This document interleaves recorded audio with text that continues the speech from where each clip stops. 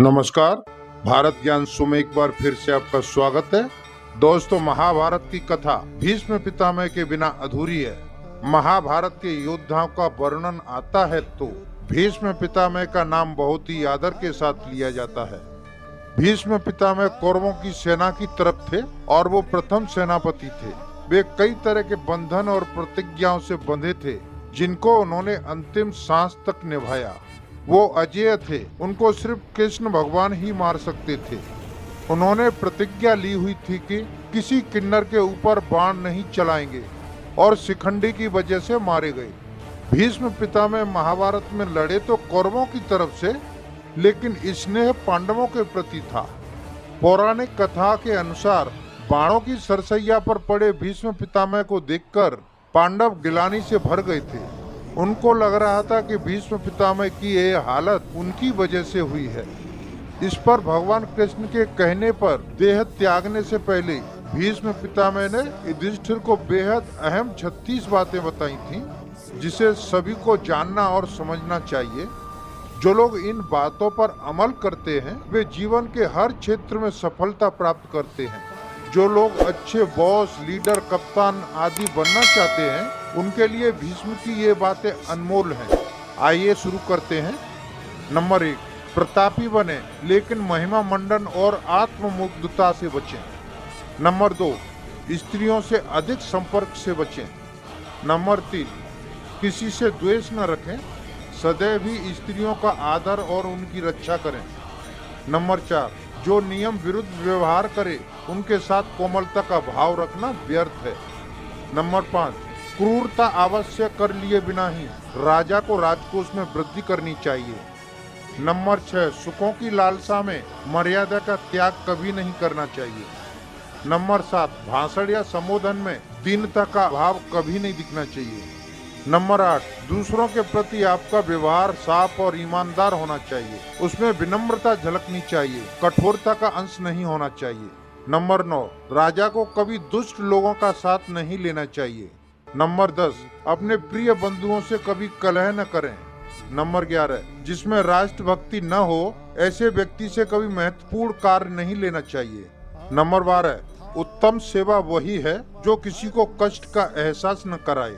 Number 13, राजा को अपनी योजनाओं को लेकर सावधानी बरतनी चाहिए, दुष्टों के सामने इसका खुलासा करने से बचना चाहिए।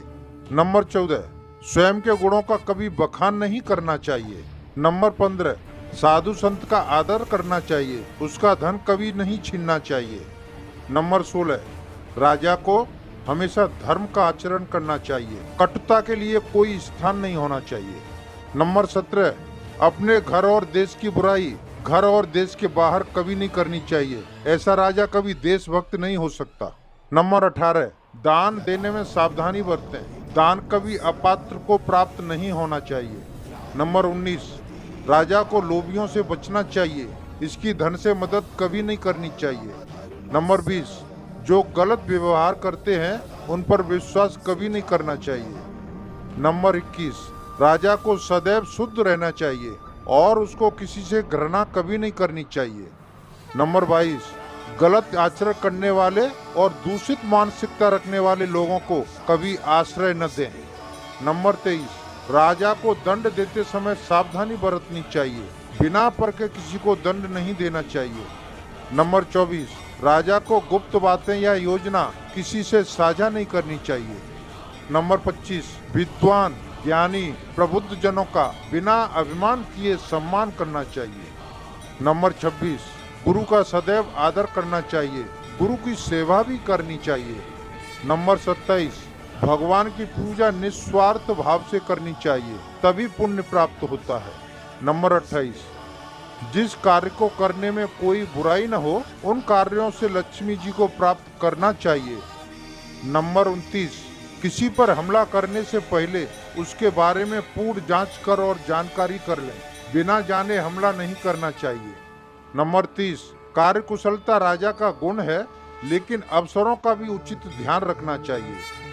31 नंबर, किसी से छुटकारा पाने के लिए कभी चिकनी चुपड़ी बातें नहीं करनी चाहिए। नंबर 32, राजा यदि किसी पर कृपा करता है तो उसमें दोष न देखें। नंबर 33, राजा को बड़ों की सेवा पूरी निष्ठा और स्नेह पूर्वक करनी चाहिए। नंबर 34, शत्रुओं का वध करने के बाद शोक नहीं करना चाहिए। नंबर 35, स्वभाव पर नियंत्रण रखना चाहिए और अचानक क्रोध करने से बचना चाहिए। नंबर 36, खान पान का उचित ध्यान रखना चाहिए। सुंदर और स्वादिष्ट होने पर भी स्वास्थ्य को नुकसान पहुंचाने वाला भोजन ग्रहण नहीं करना चाहिए। भीष्म पितामह द्वारा युधिष्ठिर को बताई गई ये कुछ ऐसी बातें हैं जिन पर हम सभी को गौर करना चाहिए। वीडियो कैसी लगी कमेंट करके बताइए, और अगर वीडियो अच्छी लगी हो तो एक लाइक जरूर कर दें। इस वीडियो में बस इतना ही। मेरी वीडियो अच्छी लगी हो तो लाइक कमेंट शेयर करें और सब्सक्राइब करना ना भूलें। Thank you for watching my video. जय हिंद, वंदे मातरम।